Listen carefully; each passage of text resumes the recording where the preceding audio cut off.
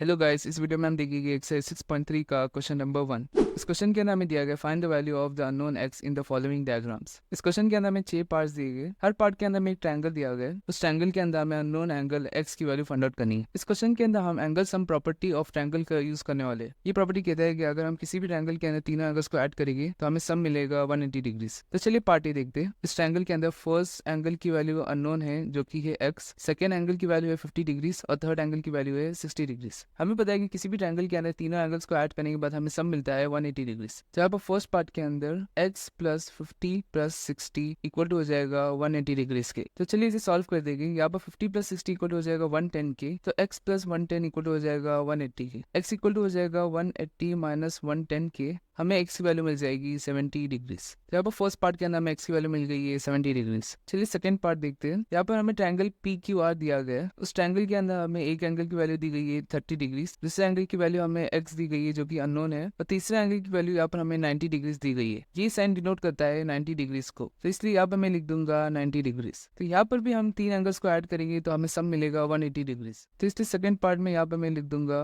x plus 30 plus 90 equal to 180 degrees. तो यहाँ पर x प्लस 120 इक्वल टू हो जाएगा 180 के। x इक्वल टू हो जाएगा 180 माइनस 120 के। तो हमें x इक्वल टू मिल जाएगा 60 डिग्रीज। तो यहाँ पर सेकंड पार्ट के अंदर हमें x की वैल्यू मिल गई है 60 डिग्रीज।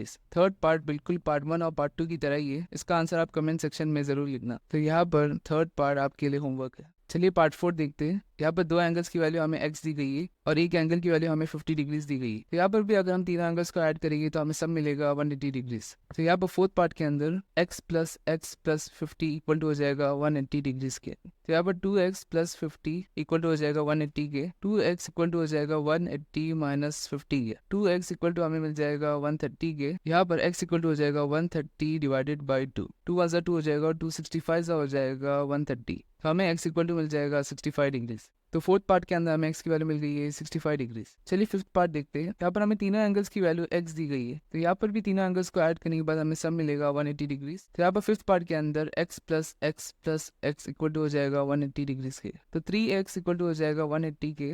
x इक्वल टू हो जाएगा 180 डिवाइडेड बाई 3 के। 3 + 3 हो जाएगा 360 का हो जाएगा 180। तो हमें x इक्वल टू मिल जाएगा 60 डिग्रीज। तो यहाँ पर फिफ्थ पार्ट में हमें x की वैल्यू मिल गई है 60 डिग्रीज। तो इस ट्रायंगल के अंदर सभी एंगल की वैल्यू हो जाएगी 60 डिग्रीज, और ऐसा ट्रायंगल जिसमें सभी एंगल्स की वैल्यू 60 डिग्रीज होती है उसे हम कहते हैं इक्विलैटरल ट्रायंगल। तो चलिए लास्ट पार्ट देख लेते हैं। इस पार्ट में हमें एक एंगल की वैल्यू x दी गई है, दूसरा एंगल की वैल्यू 2x दी गई है और तीसरे एंगल की वैल्यू दी गई है 90 डिग्रीज। यहाँ पर सिक्स्थ पार्ट के अंदर x plus 2x plus 90 equal to हो जाएगा 180 के। 3x प्लस 90 इक्वल टू हो जाएगा 180 के। 3x इक्वल टू हो जाएगा 180 माइनस 90 के। यहाँ पर 180 माइनस 90 इक्वल टू हो जाएगा 90 के। तो हमें 3x इक्वल टू मिल जाएगा 90। x इक्वल टू हो जाएगा 90 डिवाइडेड बाई 3। 3 + 3 हो जाएगा 330 हो जाएगा 90। तो हमें x की वैल्यू मिल जाएगी 30 डिग्रीज। तो यहाँ पर लास्ट पार्ट में हमें x की वैल्यू मिल गई है 30 डिग्रीज। तो हमारा क्वेश्चन नंबर 1 कंप्लीट हो चुका है। इस पूरे चैप्टर की लेक्चर नोट्स आपको नीचे डिस्क्रिप्शन में मिल जाएगी। अगर आपको क्वेश्चन नंबर 2 देखना है तो आप इस वाले वीडियो में क्लिक कर सकते हो। अगर आपको इस पूरे चैप्टर की प्लेलिस्ट चाहिए तो आप इस वाले प्लेलिस्ट में क्लिक कर सकते हो।